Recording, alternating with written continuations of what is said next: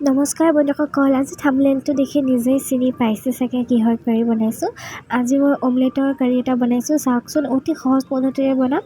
এয়া মই যোনখিনি ডিম আছে, ডিম দুটা মই ভাঙি ইয়াত অকণমান জলকীয়া গুড়া, হালধি আৰু নিমখ দি লৈছোঁ। আৰু ইয়াত লৈছোঁ মই পিঁয়াজ অকণমান কাটি, পিঁয়াজখিনি মই অকণমান সৰু সৰু চাইজত কাটিছোঁ। তাৰপিছত লৈছোঁ গোটা জিৰা আৰু শুকান জলকীয়া আৰু কেঁচা জলকীয়া আৰু নহৰু আদা বটা। নহৰু আদাখিনি একদম পেষ্ট কৰি দিয়া নাই, মই গোটা গোটাকৈ ৰাখিছোঁ।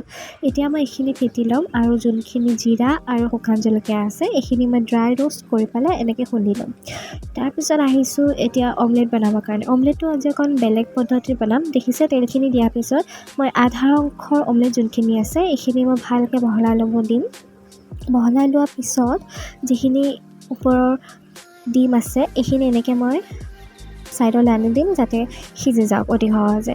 এতিয়া দেখিছে সিজি যাওঁতে মই এইখিনি বেণ্ড কৰি দিম। মোৰ এখন হাতত মোবাইল লৈ আছোঁ কাৰণে অলপমান অসুবিধা হ'ল, আপোনালোকে ভালকৈ ৰাউণ্ডটো কৰি দিব।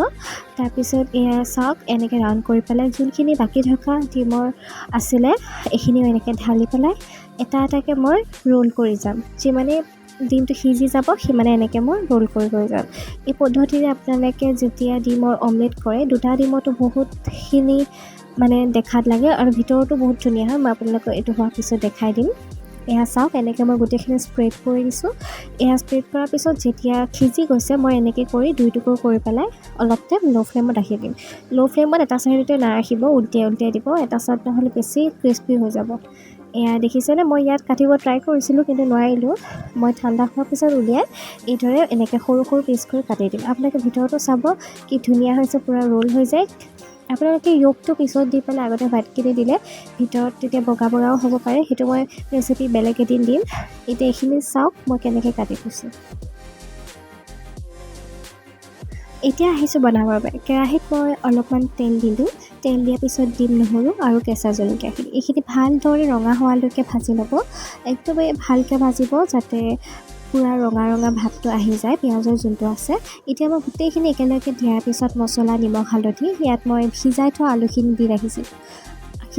আপোনালোকে আলুখিনি নিসিজোৱাকৈও দিব পাৰে, কিন্তু সিজাই থ'লে ইয়াত মছলাটো বেছিকৈ গাত লাগি যায় আৰু খাবলৈ বেছি ভাল হয়। ইয়াতে মই অলপমান পানী দিছিলোঁ কিয়নো মছলাখিনি যাতে জ্বলি নাযায়। ইয়াত দেখিছিলে মই অলপ টাইম ল' ফ্লেমত থোৱাৰ পিছত মছলাখিনি কিদৰে আলুখিনিত পূৰা মিক্স হৈ গৈছে। এতিয়া মই ইয়াত পানী এড কৰিম। পানী ফাৰ্ষ্টতে অকণমানকৈ এড কৰিব, বেছি পানী এড কৰি দিলে তৰকাৰীকণ খাবলৈ বেয়া হয়। এয়া মই অকণমান এড কৰাৰ পিছত যোনখিনি অমলেট বনাই থৈছিলোঁ এইখিনি ইয়াত দি দিলোঁ। অলপ টাইম ল' ফ্লেমত ঢাকি ৰাখিলোঁ, পানীটো শুহিব দিলোঁ আৰু ইয়াত দেখিছিলে হৈ গ'ল। বহুতেই টেষ্টি হয় খাবলৈ, আপোনালোকে ট্ৰাই কৰি চাব। আৰু ভিডিঅ'টো যদি ভাল লাগিলে লাইক, কমেণ্ট আৰু ছাবস্ক্ৰাইব কৰিবলৈ নাপাহৰিব। আকৌ অহা ভিডিঅ'ত লগ পাম। আজিলৈ আহিছোঁ, ধন্যবাদ।